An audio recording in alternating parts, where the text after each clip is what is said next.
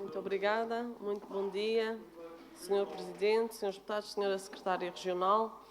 A região autónoma da Madeira tem olhado ao longo do seu percurso autonómico para os problemas habitacionais do modo mais atento do que a República. Temos que o reconhecer. Porém, até agora não consegui implementar uma política de habitação que satisfaça as necessidades de uma população que vive maioritariamente com escassos rendimentos. Talvez este novo programa que a Sra. Secretária anunciou hoje venha dar essa resposta. Os custos com a habitação representam, de facto, o fator com maior peso no orçamento familiar. Num relatório divulgado ano passado, a OCDE alertou para os preços das casas que sufocam a classe média e as famílias portuguesas são, de facto, têm uma maior taxa de esforço com a habitação, que pode atingir, no Funchal, por exemplo, mais de 50%.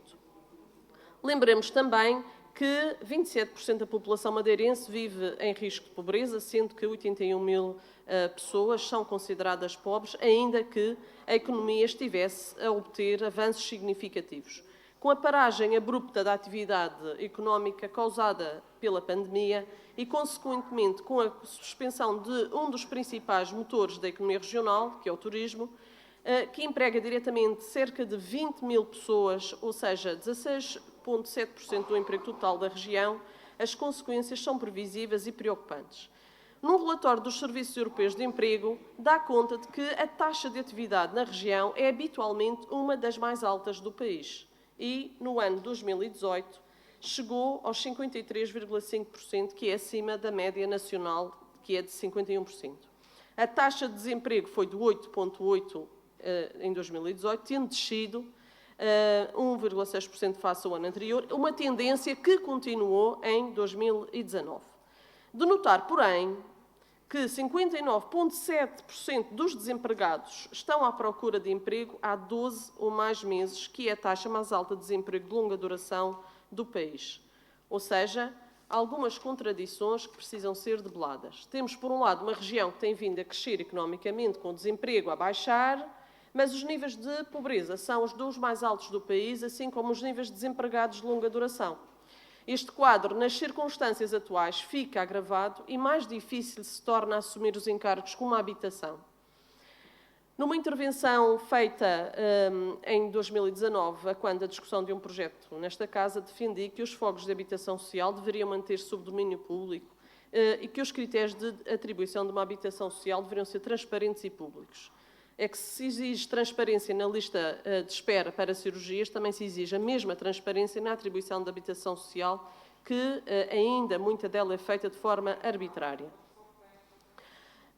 Também disse que os públicos mais vulneráveis deveriam ser priorizados, mas que as políticas de habitação na Madeira deveriam abranger as famílias de classe média, que este programa aqui também vem, de certo modo, dar alguma resposta. E que se viram, de facto, impossibilitadas de custear uma casa, seja pelo apoio ao arrendamento, seja pelo estímulo à construção e disponibilização no mercado. Este mesmo pensamento estava expresso no programa eleitoral do PS, ou seja, as políticas habitacionais estavam até aqui muito direcionadas para um público-alvo muito vulnerável, mas com muitas falhas na resposta e que ao mesmo tempo se fechava numa espécie de círculo vicioso, em que são as mesmas famílias de geração em geração que são apoiadas, deixando muito pouca margem de habitação social para novas necessidades. Este facto ficou agravado pela possibilidade de alienação dos fogos sociais desde 2005. Entretanto, com a publicação da Lei de Bases da Habitação, aprovada a 5 de julho do ano transato, ficou estipulado que o Estado é o garante do direito à habitação e que deve promover o uso das habitações públicas, promovendo o acesso a imóveis com rendas compatíveis com os rendimentos das famílias. Esta lei prevê o Programa Nacional de Habitação com validade de 6 anos, permitindo às regiões autónomas e às autarquias que possam programar e executar as suas próprias políticas de habitação. Está previsto também que o Estado, no caso do mercado privado de arrendamento, deve promover e criar seguros de renda e mecanismos de defesa dos direitos dos senhorios e arrendatários. Foi ainda atribuído ao Estado e autarquias o direito de preferência em caso de compra de imóveis, sem prejuízo do direito de preferência do arrendatário. E esta legislação, é verdade que só por si não resolve os problemas de habitação no país, mas dá uma centralidade e importância ao tema que não tinha, vinculando o Estado a um compromisso com os cidadãos. É um facto que foi com o governo socialista liderado por António Costa que a habitação tornou-se um tema com uma centralidade diferente no país, implementando uma nova geração de políticas de habitação. Lembremos de alguns desses programas. O Programa de Arrendamento Acessível, o Programa Porta 65 Jovem, o Programa Chave na Mão, o Programa Primeiro Direito, que a senhora Secretária aqui também já mencionou, o Programa Porta de Entrada, o Programa de Habitação ao Habitar, o Programa Reabilitar para Arrendar e há um conjunto de outros programas. Assim, o IHM dispõe de um número alargado de programas, incluindo aqueles da sua autoria.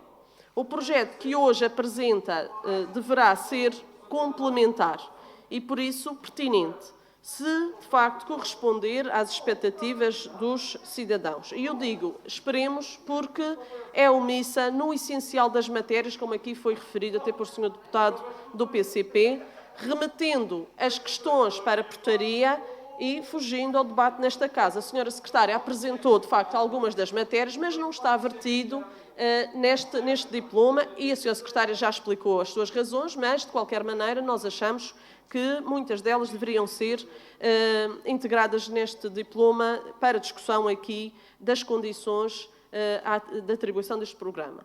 Ao contrário dos programas implementados a nível nacional, em que a Assembleia discutiu as condições apresentadas e vertidas nos decretos-leis que os instituíram. Por isso, Sra. Secretária, o que discutimos hoje é vago e pouco substancial, pois o essencial não é conhecido, nem será debatido. E, mais uma vez, o Governo reserva para si o poder de decidir sozinho nesta matéria. Muito obrigada.